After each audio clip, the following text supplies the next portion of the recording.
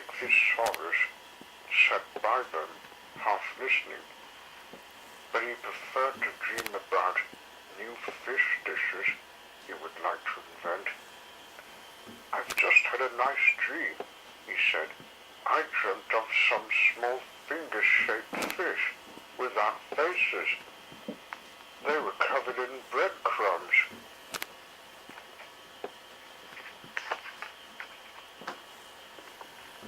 "That sounds quite impossible," said Uncle Rex.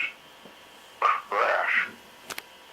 Suddenly, a rounded boulder flew through the air and landed straight on top of Uncle Rex's head.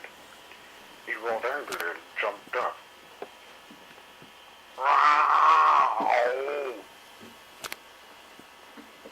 Grandpa was very startled, and Mr. Ichthyosaurus made a great splash in his pool. He was so surprised. "Who did that?" shouted Uncle Rex in his fierce dinosaur voice. Annie and Moschops peered guiltily round the corner of the cave. "Sorry, Uncle Rex," said Annie timidly. "We were just playing football, and I kicked the ball a bit hard," explained Moschops. "Football?" roared Uncle Rex. "What use is football? It's a waste of time and it will never catch on.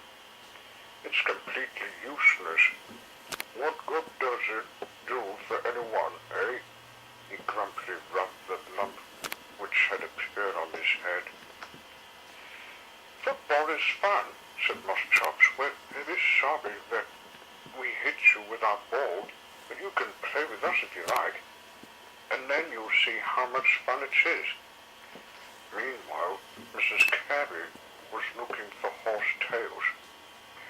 "I can't find any decent-looking plants for tea," she said to Flower. "I'd like to get the other dinosaurs to look, but I can't find them." Flower opened her petals and bent her head gently to one side.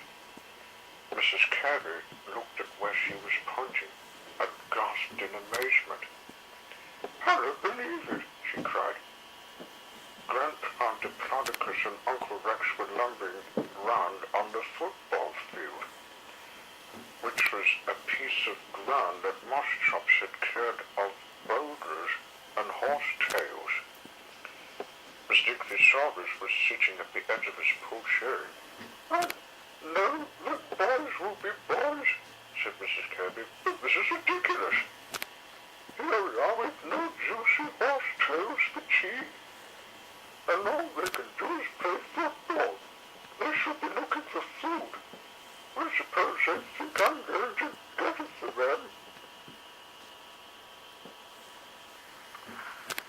Mr. Ichthyosaurus swam quickly to the deepest, furthest point of the pool, so that he wouldn't have to listen to Mrs. Carey moaning. Meanwhile, out on the football field, Grandpa was jumping wildly in the air. "That's it! Hit it, Grandpa! Over there!"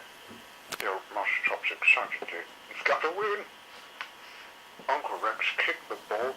It rose high into the air, and Grandpa rushed under it for header.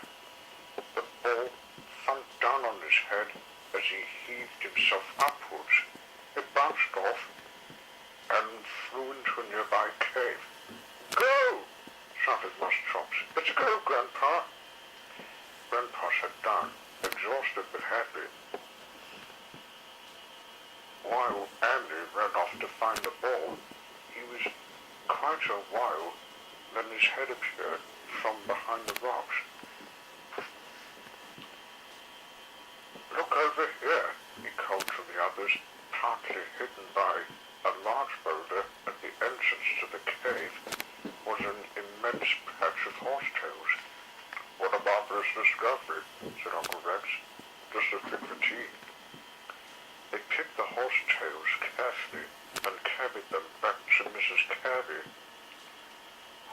was sitting grumpily by the lake. "Oh, so you've stopped playing the idiotic game," she said.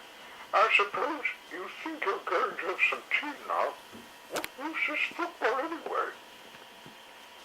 You could have done something much more useful, like looking for food." Uncle Rex drew himself up in his dignity. "Football holds a charm for young and old alike," he said. "It has many qualities. I've always said so." Moschops winked and smiled at Annie. "It's not food," said Mrs. Kirby. "Ah, you're wrong there," said Uncle Rex. He put an armful of horsetails down in front of her.